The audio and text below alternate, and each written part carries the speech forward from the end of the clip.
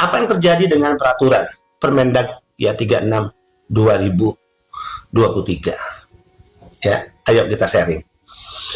Dengan adanya peraturan pembatasan, sekalipun barang itu di layar X-ray hijau, tapi ketika jumlah barang tidak sesuai dengan Permendag, maka memaksa ya petugas bea cukai untuk tetap membongkar. Sehingga saat pembongkaran itu dipisahkan. Lantas mengatakan Permendag 15 pakaian. Ketika ada 30 atau 20, katakan 20. 15 lolos dipisahkan, 5 dipisahkan. Karena dianggap berlebihan. Sepatu ya dalam Lantas disebutkan 2. Ditemukan ada 5. 2 oke, dipisahkan untuk lolos, kemudian 3 ya dipisahkan untuk dinyatakan tidak lolos. Artinya apa? Benar, karena adanya pembatasan. Ya, dulu kan nggak ada pembatasan. Yang penting sudah hijau lewat X-ray maka jalan. Nah, harus ada pengakuan yang jujur. Ya, pengakuan yang jujur. Bahwa peraturan inilah yang menyebabkan terjadi kekacauan di lapangan, khususnya kekacauan yang terkait dengan barang-barang milik pekerja migran Indonesia. Lebih tegasnya apa? Pekerja migran Indonesia dikorbankan atas peraturan ini, ya. Dimana kita nggak sakit hati, ya. Dan itu yang saya katakan ini menyinggung, ya, rasa kemanusiaan kita, dan ini melukai, ya, rasa keadilan bagi pekerja migran Indonesia. Bertahun-tahun kerja di luar negeri, menabung uang sebagai bentuk disiplin untuk mewujudkan mimpi indahnya.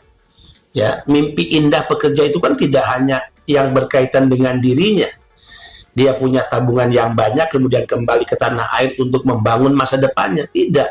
Tapi selama bekerja dia punya mimpi indah yang lain.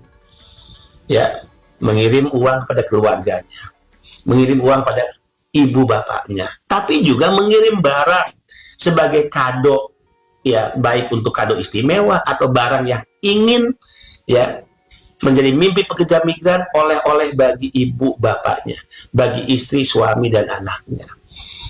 Tiba-tiba dibatasi, dan sobat migran tahu nggak? Ya, kita urai nih.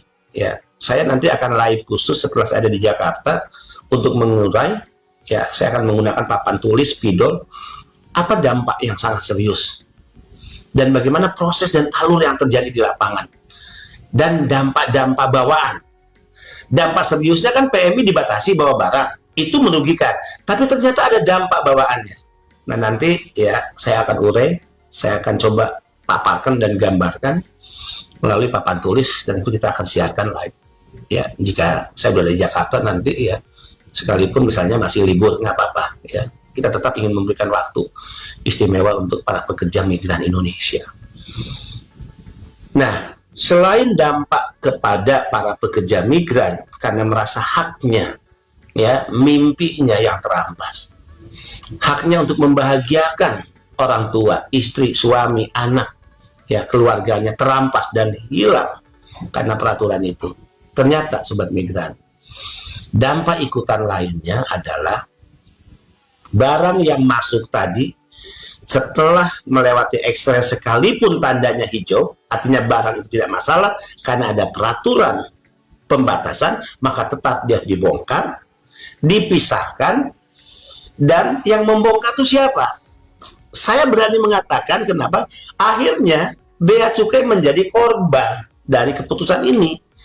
Ya, jujur, kalau membaca hati nurani mereka, ya tentu mereka tidak berani aja mengatakan, Pak, saya juga korban. Tapi saya berani mengatakan itu kepada teman-teman Bea Cukai, Anda juga korban. Kenapa Bea Cukai menjadi korban? Adalah peraturan ini bukan dikeluarkan oleh Bea Cukai. Bea Cukai adalah lembaga di bawah Kementerian Keuangan, bukan lembaga di bawah Kementerian Perdagangan. Tapi peraturan atas dikeluarkan oleh Menteri Perdagangan, kan gitu ya. Kenapa dia korban?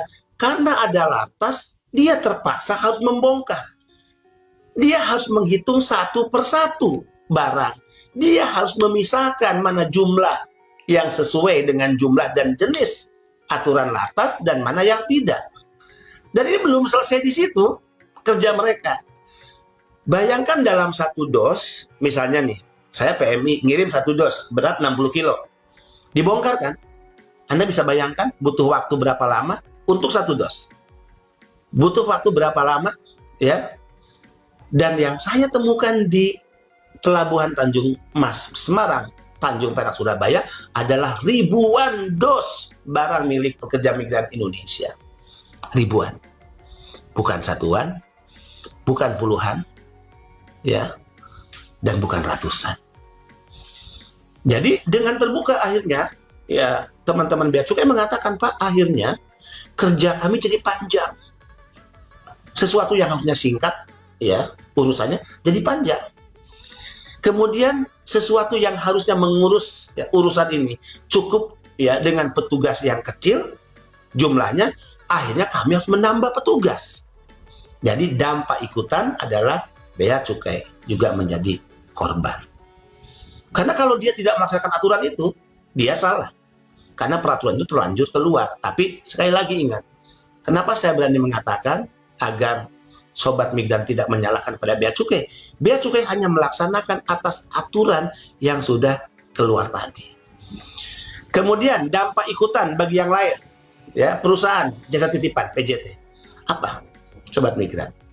Mereka terbuka ngomong kepada saya, Pak, kami adalah pihak yang ingin barang-barang PMI nggak perlu lama di tempat penampungan.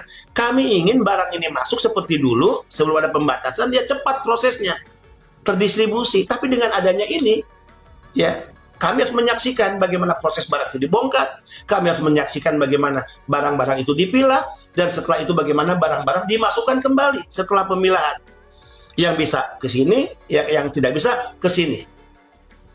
Jadi mereka juga adalah pihak yang kena dampak, atau saya sebut korban. Ya, ini supaya teman-teman jelas. Nah, yang bahaya adalah sobat migran, perusahaan jasa titipan itu tidak sama. Ada perusahaan jasa titipan yang memiliki gedung sendiri atau gudang sendiri, gudang penampungan. Tapi, nah, dengan dampak ikutan yang harus dikerjakan dan melibatkan perusahaan jasa titipan, membongkar, menghitung, memilah, memasukkan kembali, packing rapi, misalnya ya.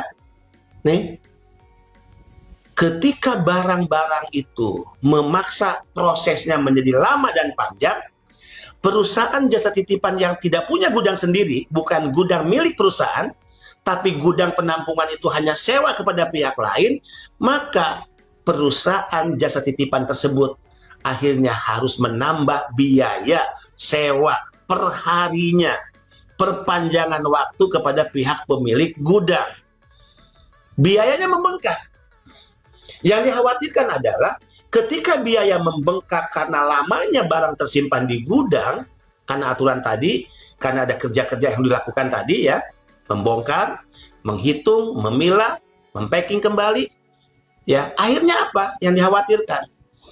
Karena dia merasa biaya dia untuk sewa gedung karena gedung ini atau gudang ini bukan miliknya, akhirnya kerugian yang dia keluarkan ini dikhawatirkan dia akan membebankan kembali kepada pemilik barang, yaitu pekerja migran Indonesia. Jadi rantainya seperti itu, saudara-saudara sekalian, sobat migran. Oke, masalah tidak selesai di situ. Saya kan konfirmasi pada semua pihak, ya. Saya tanyakan, bagaimana dengan barang yang dinyatakan tidak boleh, ya? Karena yang boleh setelah lolos dipilah, dihitung, ya, kemudian di-packing kembali adalah jumlah yang terbatas sebagaimana aturan. Nah, bagaimana yang kelebihan ini? Ternyata ada dua hal yang harus dilakukan. Pertama, barang itu harus kembalikan kepada pemilik atau pengirim. Jadi kalau pengirim PMI di Hong Kong, dikembalikan ke Hong Kong. Kalau pengirimnya di Taiwan, dikembalikan ke Taiwan. Kalau pengirimnya dari Saudi Arabia, dikirim ke Saudi Arabia. Kalau pengirimnya dari Dubai, dikirim ke Dubai. Kalau pengirimnya PMI kita dari Singapura, kirim. Pertanyaannya, semudah itu untuk mengembalikan? Tidak. Ada proses, ada jangka waktu, dan ada biaya. Jahat, ya. Dan dampak yang ditimbulkan ini adalah dampak yang saya menyebutnya high explosive. Kenapa saya berani mengatakan bahwa dampak dari peraturan ini sangat-sangat merugikan pekerja migran Indonesia. Itu yang dikembalikan. Nah, kalau tidak dikembalikan, terkait barang yang tidak bisa diterima oleh si alamat penerima atau keluarga pekerja migran, mau diapain? Ternyata dimusnahkan. Ini lebih gila, sobat migran.